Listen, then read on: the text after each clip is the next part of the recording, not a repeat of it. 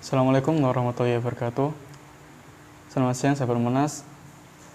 Kita akan memasuki segmen kajian Mukhtasar Jidan bersama saya. Mukhtasar Jidan atau dalam kitab ilmu nahwu.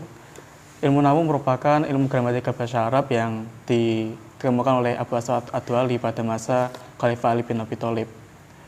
Ilmu ini akan membahas tentang bagaimana sih cara-cara perubahan akhir kalimat di setiap kata. Nah, pada kitab yang akan kita kaji kali ini merupakan syarah dari kitab Jurumiyah. Kitab Jurumiyah tadi dikarang oleh Syekh Sonaji. Syekh Sonaji merupakan ulama dari daerah Maroko. Begitu. Langsung saja ke pertama bab kalam. Bab kalam adalah bab yang paling unik karena di setiap kitab yang membahas ilmu nahwu pasti pertama kali akan mencontohkan bab kalam. Mengapa demikian? Karena dalam bab kalam tadi memuat pembicaraan yang darinya pembicaraan tersebut akan dibahas pada bab-bab selanjutnya. Baik, kita lanjut saja. Yang pertama, babul kalami. Ay hadza babul kalami. Al kalam huwa alladzu al murakkabu al mufidu bil wad'i.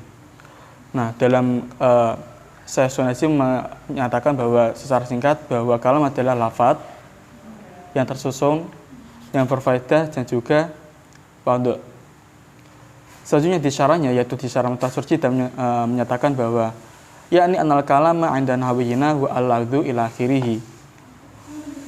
Pertama, faladzu wa as-sautu al-mustamil 'ala badil hurufil hijaiyati ka zaidin fa innahu sautun istamal 'ala zayyi wa ya'i wa dali fa lam yastamil 'ala badil hurufi ka suwati tibli fala yusamma laudun. Nah, bagian pembentuk kalam dalam kitab Jurumiyah itu ada beberapa hal. Yang pertama, ada kalanya lafadz, murakkab, mufid dan juga wadhu.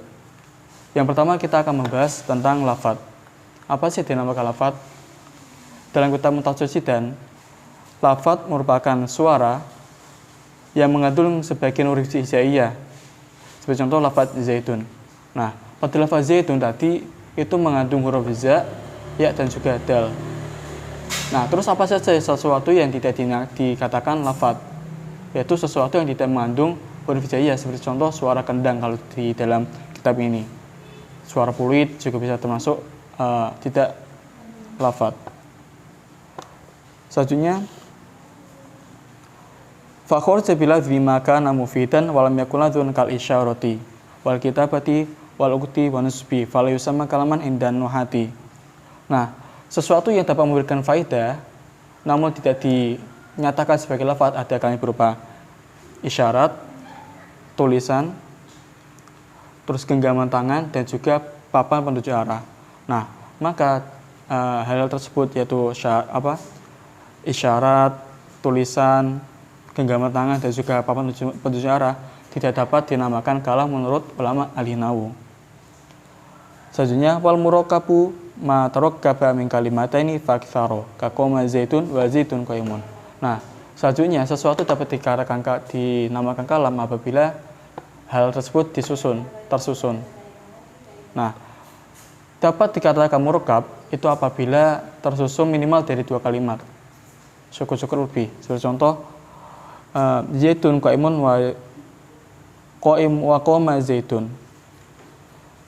Nah, pada contoh yang pertama, contoh zaitun qaimun, itu merupakan contoh dari mubtada dan juga khobar. Nah, 2 kalimat ini itu saling membangun. Yang pertama, zaitun berposisi sebagai mubtada yang dirafa'kan oleh amil ma'nawi ibtida. Dan qaimun menjadi khobar. Siapa yang merafa'kan khobar? Lafaz zaitun tersebut sebagai mubtada. Terus ada contoh lagi yang kedua, contoh qoma zaitun. Koma yang terdiri dari 2 lafaz. Pertama, lafaz koma dan juga lafaz zaitun. Koma sebagai fi'il yang berfungsi merofakkan fa'il. Fa'ilnya tersebut pada lafaz zaitun. Nah, 2 contoh tersebut itu dinamakan murakkab karena terdiri dari 2 lafaz. Wal mufidu ma'afada faidatan yasuna sukutu minal mutakalim wa sami alaihi kakoma zaitun wa zaitun qaimun. Nah, unsur pembangun kalam yang selanjutnya itu ada namanya faedah.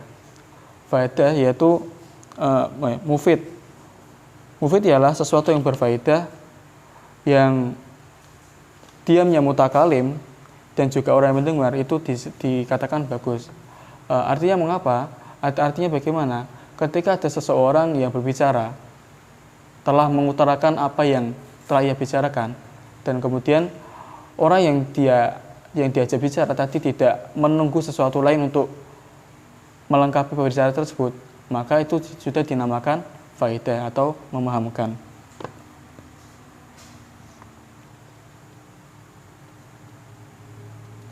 Nah, selanjutnya ada qaul bil wad'i. Fasaru ba'dhum bil qasdi faqad zawirul maksudi kakalamin naimi wasahi fala yusamma kalaman inda nuhati. Nah, unsur pembangun kalam yang paling terakhir itu ada namanya wadh. Dan sebagian ulama menafsirkan wadh dengan tafsiran disengaja. Nah, ketika Anda memilih qaul ini, maka perkataan orang yang lupa dan juga orang yang tidur tadi tidak dapat dinamakan kalam. Karena apa? Karena tidak disengaja. Terus yang selanjutnya, sebagian ulama lain juga menafsiri dengan tafsiran wa ba'dhum fassaru bil wad'i al-arabi fa kharaja kalamul ajami ka turki wal barbari fala yusamma kalaman inda nuhati. Nah, selanjutnya versi lain dari tafsiran wadh yaitu adalah bahasa Arab, menggunakan bahasa Arab. Jadi apabila sebuah pembicaraan tidak menggunakan bahasa Arab, maka tidak dikatakan kalam menurut ulama ahli nahwu. Sebagai contoh ucapan orang Turki dan juga Barbar. Nah, dalam tafsiran dalam pembahasan wadh ini kan ada dua pembahasan, yaitu wadh dimana dengan cara qasdu atau sengaja, yang kedua dimana dengan bil wad'i arabi, dengan menggunakan bahasa Arab. Nah, apabila kita menggunakan pendapat yang pertama yaitu al-qasdu, berarti pembicaraan orang selain Arab yang penting itu disengaja, maka dapat dikatakan sebagai kalam. Namun berbeda lagi ketika kita menggunakan pendapat yang kedua yaitu wad'i al-arabi. Ketika kita menggunakan pendapat yang kedua yaitu wad'i al-arabi, yang menjadi kunci utama yaitu yang penting berbahasa Arab, entah orang itu tidur atau sadar. Yang penting dalam sebuah pembacaan tadi itu menggunakan bahasa Arab.